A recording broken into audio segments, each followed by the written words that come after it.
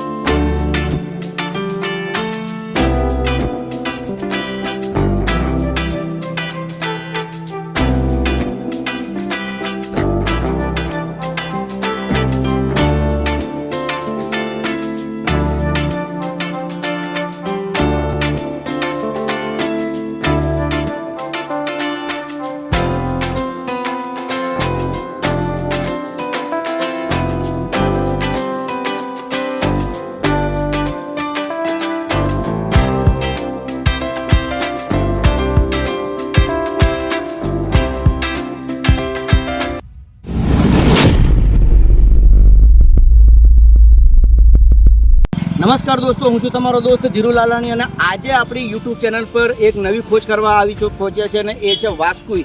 વાસ્કુઈની અંદરમાં અહીંયા આવ્યું છે ગોળીગઢ બાપુનું ધામ. આ જગ્યા પર આપણે મુલાકાત લીધી છે અને એમનો ઇતિહાસ વિશે પણ જાણશું. અત્યારે આપણે આવી પહોંચ્યા છે એમના મેઇન ગેટ પાસે.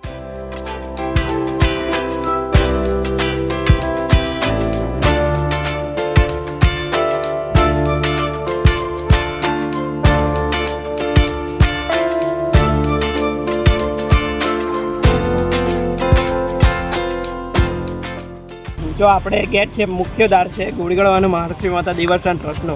તો આપણે છે નાકેદાર છે એ એમનો નાકેદાર જાપેદારનો છે. આજુબાજુ આપણે દેવો બેસાડેલા છે. દોસ્તો, આજે ગોળીગઢ બાપાના મંદિરનો જે ગેટ છે, ગેટની આજુબાજુમાં બે દેવ બેહાડેલા છે, નાકેદાર અને જાપેદાર. નાકેદારના આપણે દર્શન કરી લીધા છે. હવે આપણે જઈએ જાપેદારના દર્શન કરીએ. તો જોડાઈ લેજો મારી સાથે.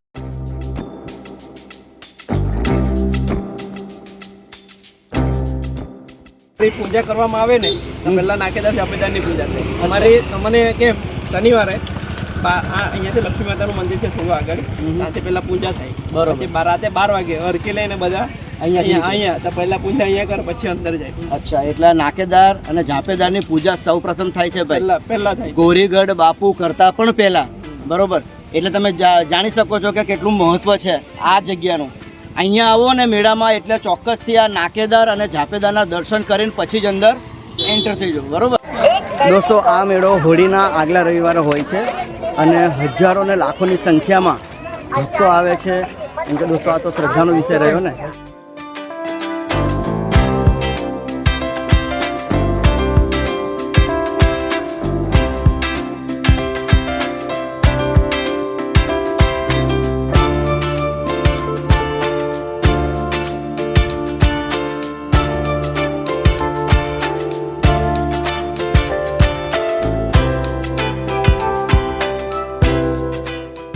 મંદિરના ઘણા બધા ટ્રસ્ટી ભાઈઓ જે ઘણા વર્ષોથી અહીંયા પૂજા અર્ચના કરે છે, એમની પેઢીઓથી, એમની પાસે પણ થોડો આપણે ઇતિહાસ જાણવાની કોશિશ કરશું. જીગરભાઈ છે અને એમના પણ બાપ દાદા અહીંયા પૂજા અર્ચના કરતા હતા. તો જીગરભાઈ થોડો ઘણો ઇતિહાસ દાદા વિશે આપણને માહિતી આપશો? તમને બતાવો. આપણે આ ગોળીગઢ બાપુ છે અને મહાલક્ષ્મી માતા એ ભાઈ બહેનની જોડી છે. એમાંથી પછી પ્રાણ પ્રતિષ્ઠા આમાં થયેલી છે. મેન મંદિર આ જ છે.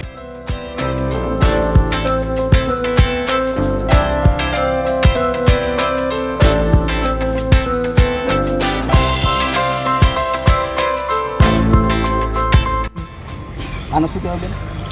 પુરુષ એટલે આપણે અહીંયા માનતા માને છે. હા, જે બી માનતા હોય તેટલા શરીરના અંગો છોડે. આ માટીના લોકોને પગ હાથ તો દુખતું હોય તો અહીંયા માનતા માનો એટલે આ સારું થઈ જાય. આપણા શરીરના બધા અંગો મળે મતલબમાં. હા, એટલે જેમ કે હાથ, પગ, કાન, નાક, ગળું, દાંત, જીભ, બરોબર, કિડની, જઠર, દિલ, ફેફસા, આખી બોડી જેમાં મતલબ સમજાઈ ગયું. તો આમાં તો જેને માને લો, કોઈને મને કે મારા હાથ દુખે છે તો હું માનતા માનું તો હાથ ચડાવવાનું આવે. તો અહીંયા દાદાના હાથ ચડાવવા. તો દોસ્તો, આ તમે જોઈ શકો છો અહીંયા આપણા શરીરના આપણા અંગની અંદરમાં કોઈ પણ દુખાવો અને દાદાની માનતા અહીંયા માનો એટલે સારું થઈ જાય. અહીંયા આવો એટલે જે રીતે તમને માનો હાથ દુખતો હોય તો હાથનું આખો આપેલું જ છે અહીંયા.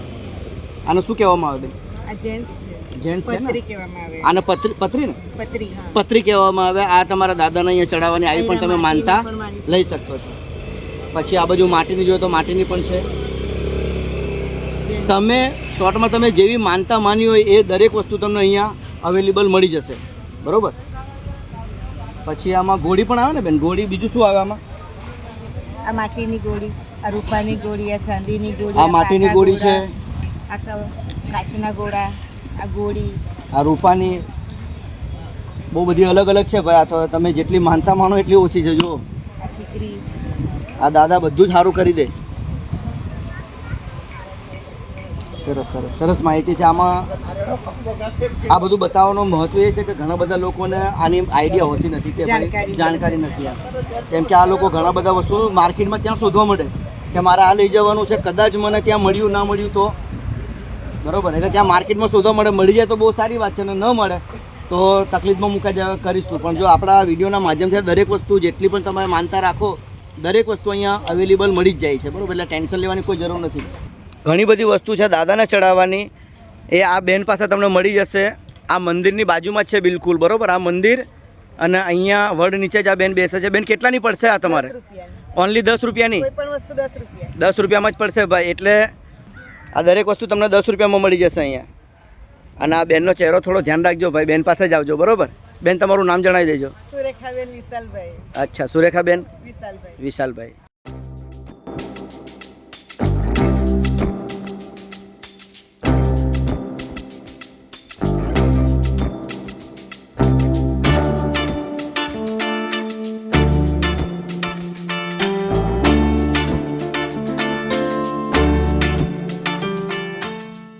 નમસ્કાર દોસ્તો, હું છું તમારો દોસ્ત ધીરુ લાલાણી અને આજે આપણે જાણવાની કંઈક એવી કોશિશ કરવાની છે ગોરીગઢ બાપુનો ઇતિહાસ. જી હા દોસ્તો, હોળીના આગલા રવિવારે આવતો આ તહેવાર એટલે ગોરીગઢ બાપુનો મેળો.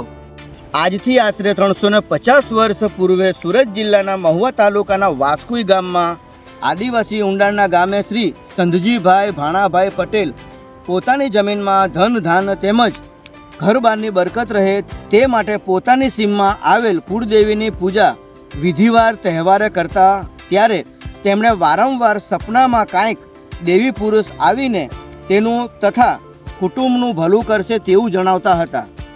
એક વખત પૂજારીની ગાયો વણઝારાયા લોકો જંગલમાં હાંકી ગયા હતા. ત્યારે પૂજારીએ સ્વપ્નમાં આવેલા દેવી પુરુષની શ્રદ્ધા રાખી દૂધ દહીં માખણ ચઢાવવાની માનતા એટલે કે બાધા રાખી હતી.